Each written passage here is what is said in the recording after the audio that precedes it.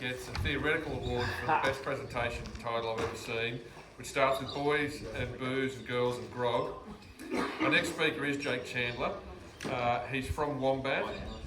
He works on a family farm running sheep and cattle and cropping enterprises. While he's had his fair share of ups and downs, Jake believes that life is only what you make it.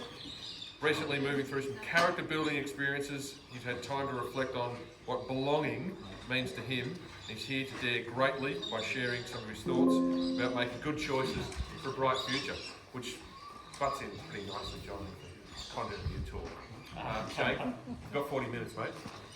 Thank you.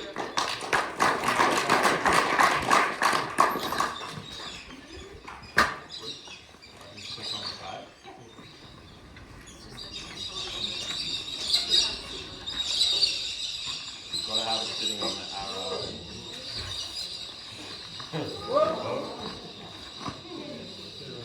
He stepped on it a little bit. Everyone just have to lift their head. You just stay down and stretch your legs. Sorry. Technology, everyone, we're great at it. It's really cool when it works and not so great when it doesn't.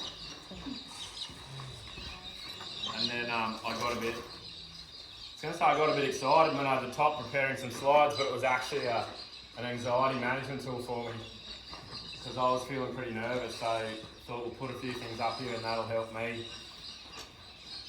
keep on track a bit because I'm going to need a bit of patience and a bit of trust from you guys. But thanks, Gordon, for introducing me. What an incredibly gifted lineup I'm a part of. There's going to be some hard acts to follow there, but I think we meshed together pretty nicely. I can promise you I'll try not to talk about any rusty loads or sexual athletes, and there won't be any jump testing performed. But yeah, really love that one and some cool stuff there. Can everyone hear me alright? If I'm not going to use that mic, I'll wander around a bit and try and keep that wind noise out. And the first, guys, I love database decisions, and let's have a look at prevention and starting to catch that train before it gets a head of steam up, and I'll come across some similar topics there. Let's put a bit of a personal touch on it here today, and I'd like to reflect a bit inwards, and we've touched a little bit on some animals, some environment, a little bit of governance there at the end, John, and I appreciate that. But let's have a look in the mirror for a minute and have a look at ourselves, because if we don't manage this, what's it all for? And I really enjoyed the comment earlier, is there an association between libido and docility? That might come up a few times here, but if we're not having a conversation about wellness, we're certainly not going to have a conversation about libido or docility because they're both out the window. So before we get to illness, let's have a few conversations about wellness. I once heard that you learn more from listening to a genius than watching an idiot. So I'll ask, there will be a test at the end, and we'll see who's listening and who's watching. I believe that you will be able to relate to my story, and we'll give you a quick whirlwind tour of the 35 years of Jake Chandler and how he came to be here today. But if you can't, please picture someone else in your life that may look like me or yourself in my shoes, and just pick the themes that resonate with you and ignore the ones that don't. This is my story as I recall it. I'm far from a professional. In fact, I'm an absolute work in progress. But I'm here to give it a crack, so please forgive me as I'm a work in progress. Look, I want to acknowledge that I'm pretty early to my sobriety journey, and I will touch on that today. It can be a divisive topic. I'm only 150 days sober, but I'm bloody proud of it. And no one will ever take that away from me. It's been a complete game changer, and I'm never going back. But let's just acknowledge that I am early days, and there does come an air of confidence with that. But let's just respect for the moment that that's changed my life, and I'd like to share a few of those changes with you. What I have seen and experienced in such a short space of time leaves me grateful to share this experience with you guys and throw some thought provocation into the crowd. I'm planning on doing some training with Sober in the Country to be a representative of their brand and grow and learn how to keep promoting the subject into the future, because I think it's a really powerful one for us. But I just want to acknowledge today I'm definitely not representing Sober in the Country. They're a beautiful charity that have such a great cause. It's something that I'm working towards, but not here in an official capacity. And there'll certainly be moments of discomfort here today. I'm going to bring up a few topics that will make you squirm in your chair a little bit, and that's okay. I'd ask that you sit through a few of those and try and be in that moment and reflect on yourself and say, why am I uncomfortable here at the moment? And if you get real itchy, just remember I'm up here trying to stop my knees from smacking together, right? I'm feeling a lot worse than you. My adrenaline glands will be my best timekeeper today, and once I'm out, I'll be gone. But certainly there is absolutely no judgment from me. I love and respect the way John just had a really honest conversation, guys. We need to do that more often. There is no judgment in the room here. There will be some trigger warnings, and I may touch on addiction. I may touch on suicide and mental health. By all means, if you feel the need to step out, please do whatever works for you and make sure you get some help. I don't want to be that guy that triggers you 10 steps backwards, because we're here to go forward. I'll see how I go, and keeping up with Man and Masons here, there's a fair few, so trust me, I don't know how to act my age because I've never been this old before, and Jack Sparrow resonates with me a lot. I have dressed up as that guy and I live a chaotic life, but I do follow the wind and see where it takes me. This is my story, and very quickly we'll do a whirlwind tour, but hopefully some of you can see the screen, some of you probably can't. But mate, grew up in Armidale. My dad's an ag teacher, my mum's a nurse. Ironically enough, Dad was born in Forbes and Mum was born in Griffith, and I now live at Wombat. I nearly ended up halfway, but home for me is Armidale, Uralla, up the other side of Tamworth. So I'm not a local, and I'm becoming a local. Some of you may resonate with that. So I grew up on a hobby farm, but wasn't a farmer, but always wanted to be one. So I went to the top end and did a year as a jackaroo. I am a ringer from the top end and bloody proud of it. Had a great experience. Rode some bulls, bucked a few broncs and chased some buffalo and Mickey bulls and everything in between. And my happy place is throwing a backpack on and a fishing rod over my shoulder and going away from towns and people. And that's how I recharge, because I am naturally introverted, although that may not come across today. Turned around, came back, went to Albies. God love my dad for talking me into going to uni after chasing bulls for a year. That was no mean feat. Absolutely loved my time there, and I was lucky enough to be one of the ones that graduated, and through the amount of passion pop that I drank there, loved every minute of it. And I'm not here to bag out alcohol, because it played a really important part in my life, and plays a really big role in who I became today and the character that I am. But I'm lucky and proud that I got through it. Managed to graduate. That's my dad and my sister there, really important people to me, because family means a lot. Jumped on the bandwagon, said I want to work for the biggest company in the world and be the best I can be. Ended up with BHP in the mines. That's a drag line on the left and the biggest dump truck in the world on the right. I did 6 years up there and had a ton of fun. Used a bit of that cash, cashed up, young fella straight out of uni. Thought I'd go around the world and conquer it while I was there, and got some really good perspective, right? So that's the Louvre, the museum in France on the right. And Anzac, I went to Gallipoli Shore and got some real perspective on how we came to be such a free country, and pay my respects there. And while we were there, we jumped up north and tried to see the green lights, the Northern Aurora, thinking it's the best, most beautiful. I'm an environmentalist by trade, and thought I'd go and see it. I can give you a perspective, the Milky Way is better. They were shit out to the naked eye, just quietly. So go and throw the caravan on and go west and have a look at the stars. Fell in love with this beautiful woman. We've continued to travel together. Something around elephants and trunks there, but we won't dwell on it.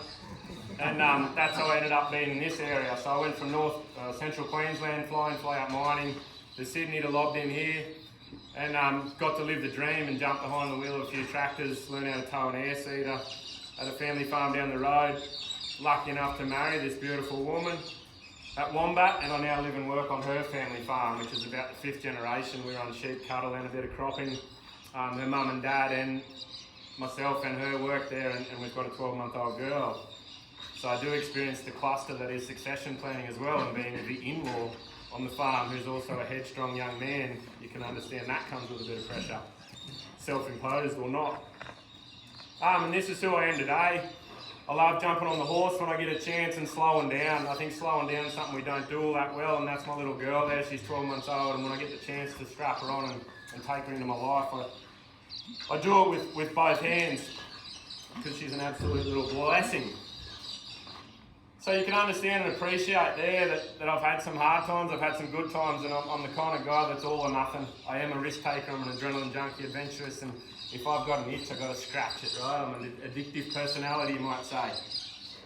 So let's try this up here, but in my opinion,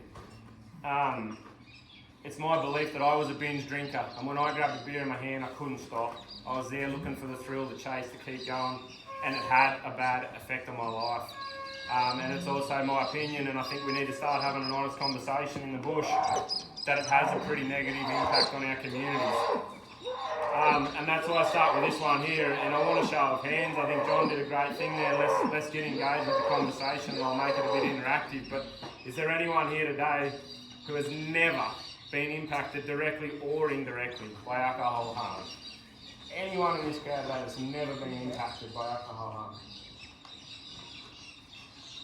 How's that feel? It's pretty scary, right? So Shanna One's been running sober in the country for nearly 10 years now, and she's never had a person put their hand up. 10 years of doing this. God love you all, it's a bigger crowd than I was hoping for today, but she does this to 300 and 400 people at a time, 20, 30, 50 times a year for 10 years. She's never had a hand go up. We've got to do something about this, right? Like, we can't just keep burying our head in the sand. It's something we've got to do, and something we can do so much better. It's a choice and a culture that we build and we thrive and we grow ourselves.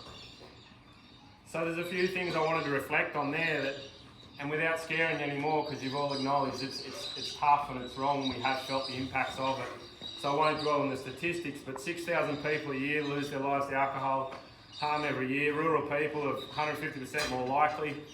Hey, flip side of that, we're all tough in the bush, aren't we? None of us get bloody help. What's wrong with that? But the one that really hits home for me is alcohol abuse, misuse and addiction are all linked to all of the big ticket items in rural health. We're at the top end of a lot of statistics in health in Australia, whether that be suicide, whether it be men's health and suicide, is it farm accidents and work health, place and safety. Alcohol plays a role in every single one of them, including depression, including suicide. So if we can do just a little bit to improve that, and just a little bit to improve the way that alcohol culture thrives in our country communities, we're not just addressing alcohol, right? We're addressing mental health, we're addressing suicide, and addressing everyone's quality of life. Just a few little things to think about, and I'll keep moving quickly so I don't get stuck for time, but for me, and my story is probably a little bit different, and very grateful for Nick to having that yarn with me, and John for inviting me here today to speak to you lovely people. Thanks for listening. But I didn't really have a rock bottom moment. In my opinion, I wasn't what you'd say, a real bad addict as such. And I'm not anti-alcohol, and neither is Sober in the Country, to their credit. Love having a beer. Absolutely love it. And I think it plays a really important role in our communities to a degree. But I want to challenge you out there that is it something that is making a positive change on your life or a negative, and why do we need it? Is it necessary? Every time we crack that beer, is it on a Friday afternoon to celebrate a bit of a social chat with 2 or 3 mates and celebrate a week just gone? And can we stop at 1? Can we stop at 2? If we can, that's great. I love the ritual. So for me, 0 beers work. I love the flavour of beer. It works for me. I tried to go cold turkey, I couldn't do it. I nearly had diabetes from Coke, Solo, pub squash. God love it, everyone shouts you, but you can only drink about 2 of them before you start getting the jitters as well. It wasn't really improving my quality of life. So is it a ritual? And I don't think that needs to go away. I think we just need to change our language. And God forbid, who are those people we're having a ritual with? Is it the young fella that's working beside me who's 18 years old and just trying to find his feet as an adult? And if I take him out for a beer to say, well done for picking up 1,000 lambs today, is he then going to get Dutch courage and go on and drink another 25 schooners and then regret the decision tomorrow? So I'd ask and challenge that we just change our language a little bit there and say, come out for a feed to celebrate the week, come out for a coffee, or let's just have one and go home. What is your plan B? Please come and join us. Let's stop separating here. There's 37 breed societies, but we're all the same humans. Let's get around each other and actually say, what is the purpose of this alcohol, and is it adding value to my life or not? I now love going to a dog trial and having a couple of zeros while the boys have a 6-pack, and that's cool. Then I go my separate way, because from that point on, it's not adding value to my life. I've enjoyed my day. I've celebrated being out doing something I love. A couple of zeros because I love the flavour. That doesn't work for all addicts, so be very careful offering alcohol-free replacements or things that replicate.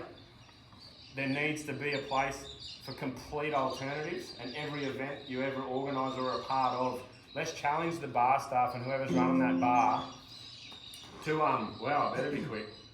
I'll run out of batteries. Let's challenge who's running that bar to say, what's your alcohol-free option?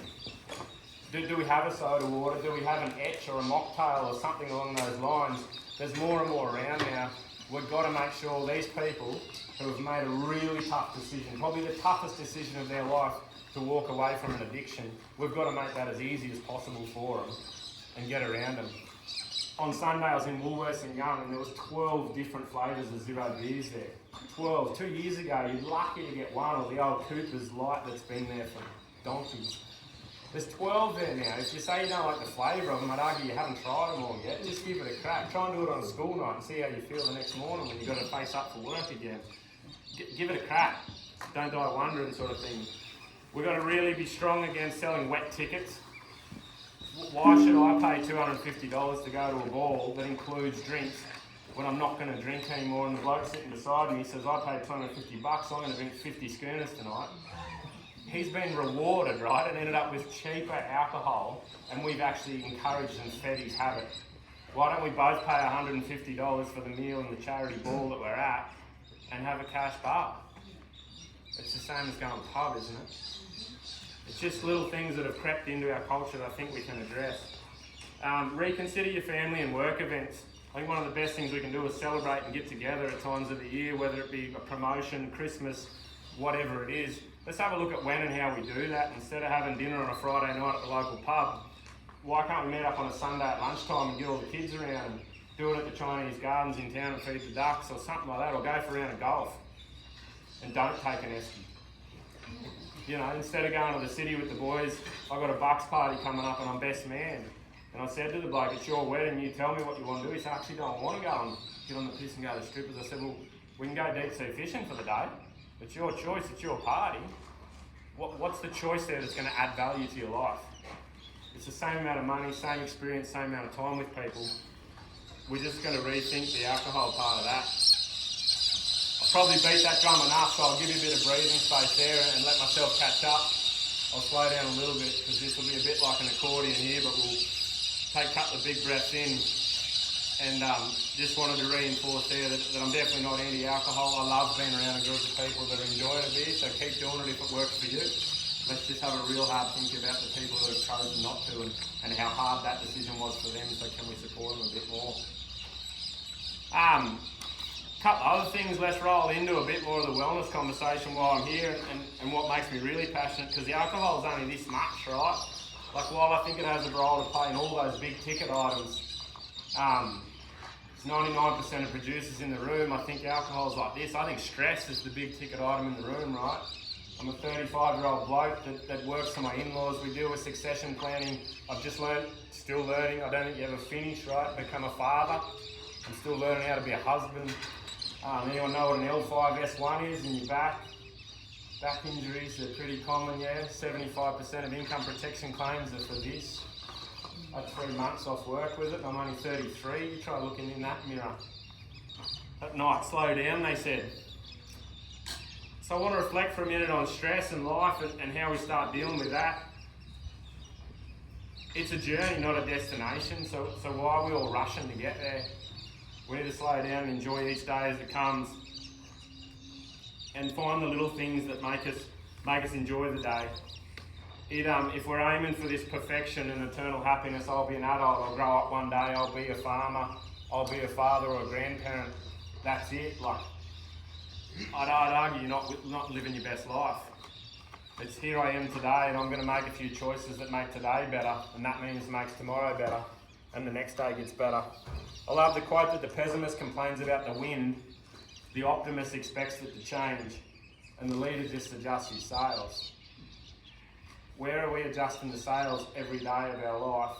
Because if we can make 1% difference today, do you know that the thoughts we have tomorrow are 90% of the thoughts we had yesterday? So if I can make 1% difference today and learn to lean into a few little things and make myself proud, doing it tomorrow becomes heaps easier and you'll actually gain momentum.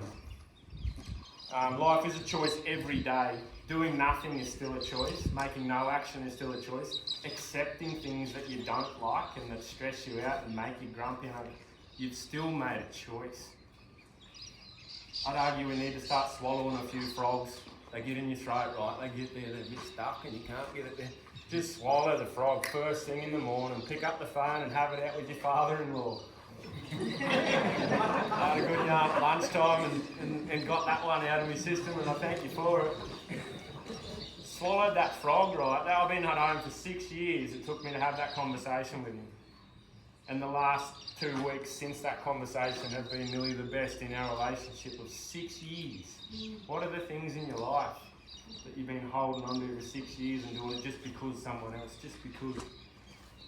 Life is an experiment. We make choices every day. Let's reflect on that experiment and the choices we made. What can you unsubscribe from in your life? That button's on the bottom of every email. Is there a few little things you do at home and a few chores you want to unsubscribe from? That's cool. Have a conversation with your partner about it. But is there something else going on? Is it alcohol you can unsubscribe from? Is it your job that you really don't like, or a colleague or a mate or someone in your family that's just ringing you and just whinging and sucking all the life out of you? Just click unsubscribe and see what happens. Life is an experiment. I dare you to give it a go. Because this is what can happen, right? We make choices every day, and I love trees and the patterns that they make. But you're the captain, coach and sole selector of your life. And it's these choices that you make, whether you're going to be heading up the hill or down the hill, right? But we're a biological creature, and there is only 2 states of being in biology, and it's growth or decay. There is no flat line. We all think as humans we're going to find the flat line, and I'll just sit in my comfort zone, I'll stay in my lane, and that's me. I'd argue you're either in growth or decay. All the time. What are those decisions? What's the experiment of your life where I can start making 1%ers and get myself in the growth zone, finish each day? This can be a day, this can be a month, this can be a week, a year, this can be your entire lifetime. If we start getting a bit of momentum and making 1%ers head in the right direction, I'd argue you're setting yourself up for a pretty good life. Where are you at right now? What are the tools that you have to say, how am I travelling? For me, a traffic light works. I got slapped in the face with this one when I didn't want to hear it by a BHP mining supervisor. Their HR systems are unbelievable. Feedback, whether you like it or not, you get it on a quarterly basis. I got told I go from green to red to green, I have no orange light. I think the blokes in the room will resonate with that, right? We don't do orange. We don't go steady because it bubbles, it pops. What are our bubbles? How do we know? I'll give you a few different ones. Something might resonate with you, something won't. What's our temperature gauge running at? Are we running a bit hot? Are we running a bit cold? Have we got to do a few more things to get us warmed up? Or are we overheating and we need to take some pressure off and have a day to ourselves this week? And this is very personal, this is me, but it'll also apply to your family or your work environment as well. We're also good, and I thank Shane for it. I'll never top his speech, and we won't get that complicated because I'd rather not try and say those words again, all touchstone anatomy. But we're so bloody good at it, right? We're farmers, and this is what we do in Love and Breed. Come with me for a minute, but is he fit to work? Is he a sexual athlete? It's a pretty easy question. Is he fit to work? Is he I'm not being rude about anyone's weight here, but do you do this in the mirror? On so many levels, why don't we do it? Let's be mean to the bull and put him out there and ignore him and give all that love and respect, and have a look at the nutrition. Have a look at our toes. Have a look at our exercise. What are we exposed to in terms of pathogen, disease, vaccines? Where are we at with our health and our mental health? Mental, emotional and physical well-being. Ignore the bull. Let's start being mean to him, because at the moment we all focus on our bull and we don't focus on ourselves. If you're not the best version of yourself, there's absolutely no point trying to be a sexual athlete. None whatsoever. Have a good hard look in the mirror.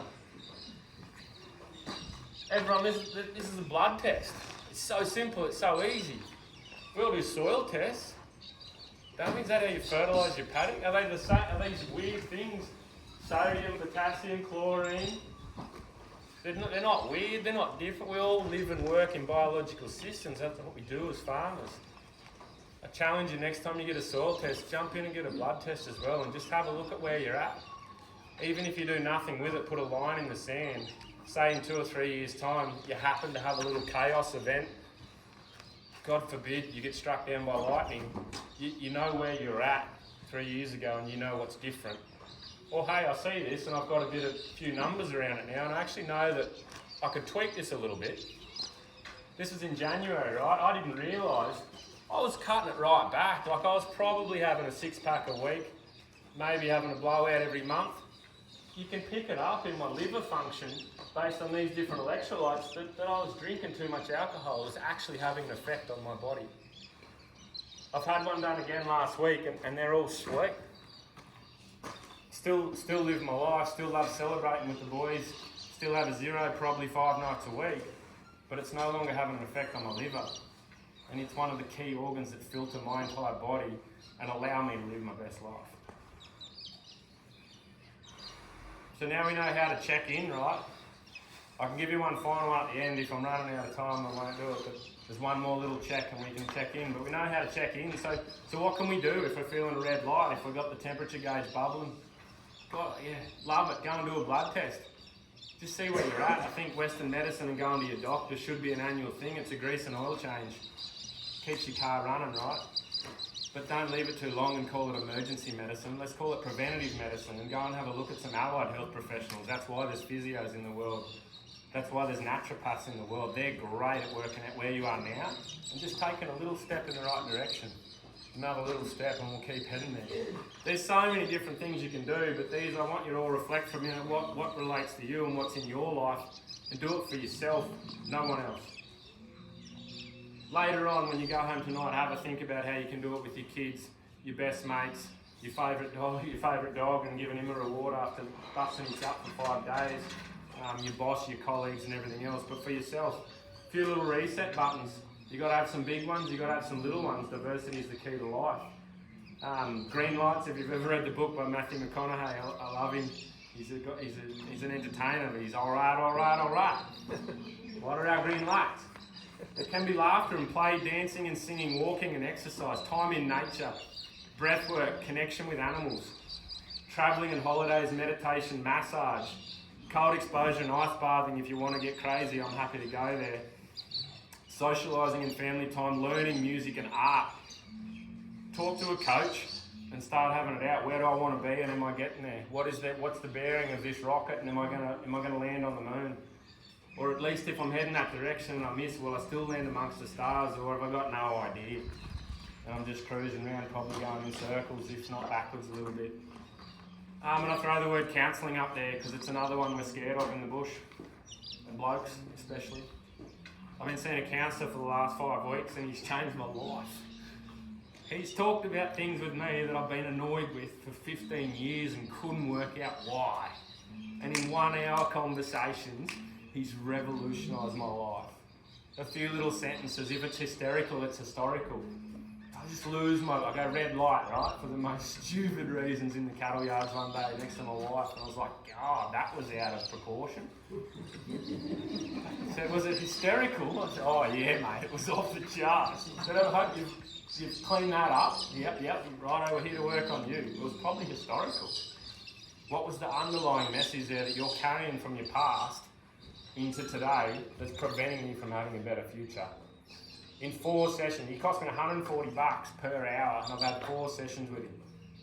That's better than any accountant I've ever worked with, that's better than any doctor. And I'm not trying to be rude, but it's better than any bull I've ever bought. Pick up the phone, they are freaks at their job, they're trained to do it. They're as good as Shane talking about picking a good bull. That's their profession, right? They know how the human brain works. If you've ever got any ideas, thoughts bouncing around your head, just jump on the phone and talk it out with someone who knows how to. God love all our mates and life would be very lonely and we wouldn't be able to do it without them, but they're not trained in it. Connection with animals, I try and get out with my dogs as often as I can. I do a bit of dog trolling with these guys. That's how I know Lauren and Nick. Travel, get around the world. Dog sledding with huskies in northern Sweden. I'll remember that to the day I die. It was unbelievable. 4 of them. They're huskies, right? They're huskies, right? As big as those. No, they're not. They're as big as a kelpie. And they ran for 4. There was 4 of us on that sled. And they ran in -20 for 3 hours. Like that, I want to make stories, create stories and create a future to be able to tell your grandkids, not your grandparents. Stop living in their shadow going, what if they judge me? What if I've got to respect my family? I'm going to stay here just so Pop doesn't crack it or Dad doesn't get upset or my wife's dad. It's bullshit. I've got a 12-month-old girl. I can't wait to show her these photos. So that time Dad went looking for Santa Claus. Sorry darling, you're 10 years old now, I didn't find him. They're the stories I want to have, right? And let's be proud of ourselves. I followed a bloke called Tommy Herschel, Find Your Feet, and I ran a men's health workshop in Young a few weeks back. But he says, let's get on our soapbox every now and then, especially fellas, and start talking about stuff we're proud of that actually deserves the social accolades, right? Why is it so easy to talk about the worst hangover I've ever had and who I vomited on in public? Or how many times I've used some bloke that didn't get his COVID vaccine. Yet if it comes to winning a dog trial and I trained that dog for 2 years myself from 8 weeks old, never trained a dog before in my life. I go, oh no, I just got lucky on the day. No one else turned up. Bullshit, I'm so proud of that. I got first at a utility stock, an ultimate stock dog that had to do sheep and cattle. I got lucky enough that had one of those dogs a few people asked questions about that had just enough pressure on cattle, but he's really good on sheep, and the overall score won. 2-year-old, and I'd never trained a dog before in my life. I grew up on farms where they were just barking tools that you chained at gates in appropriate places to direct the noise. Just like a blue ribbon. Oh, I'm so proud of it. What are the things that you've done in your life you're proud of? What are the things you've worked for over a long period of time and made sacrifices and compromises? I'd argue it's discipline, not motivation, that gets you those accolades. No Olympic gold medals are ever won with with motivation, sorry. You can't tell me the swimmers jump in that pool 365 days of the year for 6 hours a day and they love stare at that black light. It's discipline, right? Like I was disciplined for 2 years to train that dog, learn as much as I could about it, turn up on the day, nominate, pay my fees, be present there, work through this adrenaline stuff. I'm an introvert, I've got high expectations, I'm a male control freak, perfection. I went out there and did it.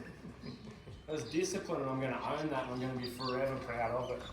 That ribbon, my wife hates it. That ribbon's still on the mantelpiece in our bedroom, not in the living room, and she's not happy about that. Oh, go where you feel the most alive. I could spend weeks here, but I love scuba diving. Do something that you've always wanted to do. So many people say, I wish I did that. Why not? I've been scuba diving with 85-year-olds. You don't have to be fit and strong and be able to swim 10 laps. All you got to do is be able to suck on a bit of air coming out of a tank and open your eyes. Your flippers are that long. There's a rule that you have to be with someone holding your hand, like he was on the other side of the camera, but we're only that far away. Go and have a crack. It's like going on another planet. Being underwater is unbelievable. There's no other experience like it. I just got into ice bathing and that's crazy. If anyone wants to talk about it, it's all about perspective. I've had some really hard times in my life and a couple of recent health scares. Getting in that ice now is one of the easiest things I do. If you think that hurts, you've obviously never dealt with trauma. That's now easy. Nice step out of that, so clean and fresh and clear. And I love it, let alone the physiological benefits I get from cold therapy healing. My body repairs itself, it sucks all the oxygen to your vital organs. Talk about brain fog, completely gone. I thought it was good when I took the muddy gumboots off that was grog holding me back, and I now step into 7 productive days of a week. I go and jump in one of them things and the next 3 days my wife can't keep up. And you might know the iconic sign on the right there in King's Cross, that's the Coca-Cola billboard. It was when I was on Underbelly. No, I wasn't on Underbelly. The last time I was there is probably 10 years ago. I've never seen that sign in daylight. But I've been to Porky's plenty of times and I can't remember being there plenty of other times. That's where my counsellor works. I saw him 3 times on Zoom because I didn't have the guts to go and see him in person. Because as a man, for me to make a physical commitment to be there was like being a failure. So I saw him on Zoom the first 3 times. It's just in my office at home. I was playing on AgriWeb. Next minute, bip, and answered the Zoom call. It took me 3 meetings. I now have the guts to go and meet him in person, and I'm so proud of it. I've been to King's Cross for something good. What's the value it's adding to my life instead of taking away? Go where it makes you feel most alive. Whatever that itch is in your life, scratch it. If you can ever find something that makes you look like that and feel like that, I'm going to keep doing that for the rest of my life. And God love him, take a good mate with you. He was hurting, but that's Dane West behind me, and he loves me. He loves me for it, but he was pretty miserable at the time. But go to where you can push that pain barrier for all the right reasons. He hated it. We just walked 13k that day up a mountain like that in snowshoes, with no shirts on and all the rest, and no lunch. But got to the end of it, right? And he was on cloud 9 for the next week. It was like 6 hours, got pretty rough at times. 6 hours. He still feels good about that 4 weeks later. Choose a little bit of discomfort instead of choosing your comfort zone. Because I'd argue whatever you choose, you get the opposite. If you don't choose discomfort now and accept the little challenges in your life that add value, you're going to choose your comfort zone. Either have the extra couple of cups of rum or sit on the couch watching the footy on Sunday, and you'll end up in discomfort. Whether it be next week, next month or 10 years, I'd argue if you don't focus on wellness and the discomfort that wellness brings, you'll end up with illness. Choose a bit of discomfort, push yourself physically, mentally and emotionally, and I'd argue you end up better off for it. Just a quick disclaimer, they're not strategies for mental health. They're just strategies for having a few red lights and a bit of a temperature gauge issue, or having your bull in a bit of a too good a body condition score. By all means, if you're struggling with mental health or it's ongoing, please reach out to the professionals. They're a lot better at it than me.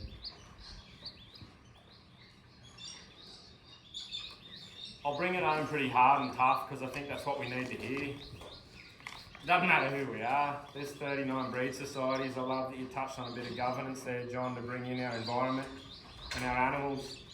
And here we are talking about humans, and that's how we make it. That's how we make an ecosystem and a healthy place to be.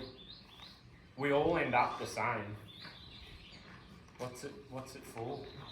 What are you doing that'll make yourself proud? What are you doing that you're going to be known for? Don't die wondering and live with no regrets, because all our skeletons will look the same.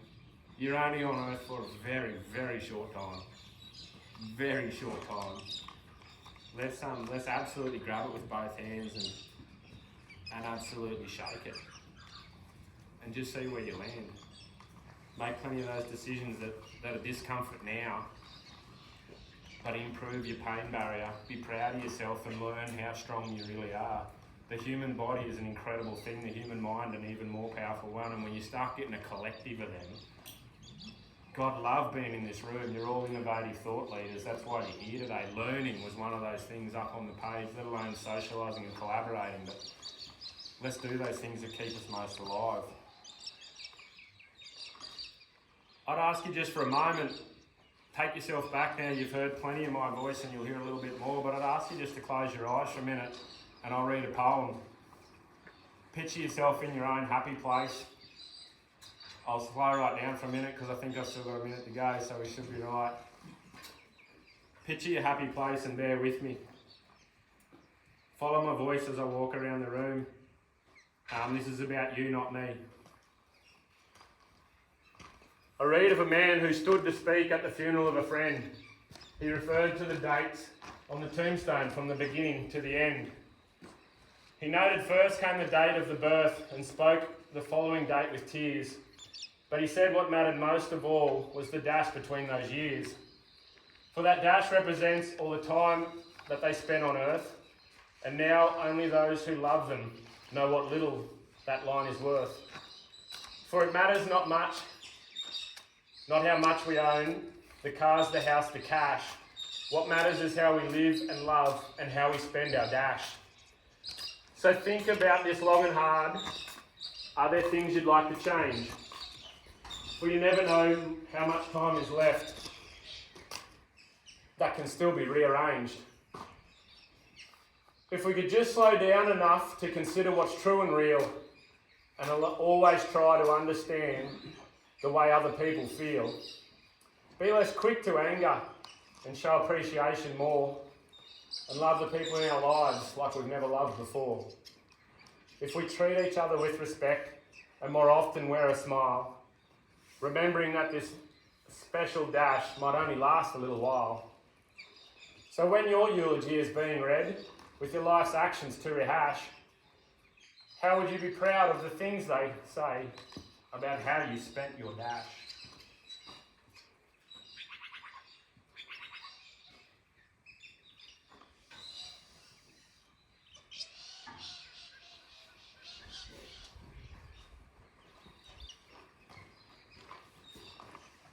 Thank you so much for listening. I'd love to say we're on the left there. That's me on my honeymoon. Smooth sailing, wouldn't it be nice? The perfect life. But reality is I'm on the right here and I am Jack Sparrow. I work in the wild seas. Life is chaotic and shit does happen. That's really important to me. That's my why. That's why I'm here. That's my wife and daughter. I'm bloody proud of them, and that's the last night I had a beer. Oh, I'd ask you to go home tonight and reflect on this.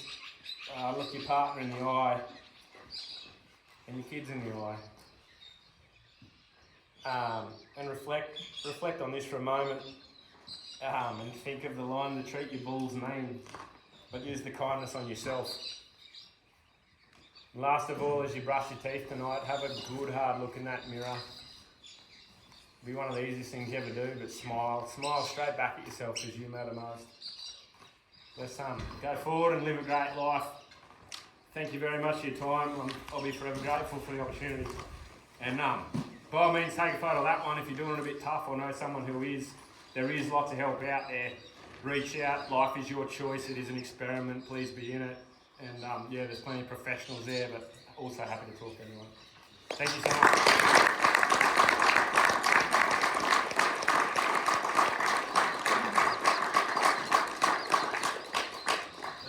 Jake. I might just have one question. If there's any questions for Jake.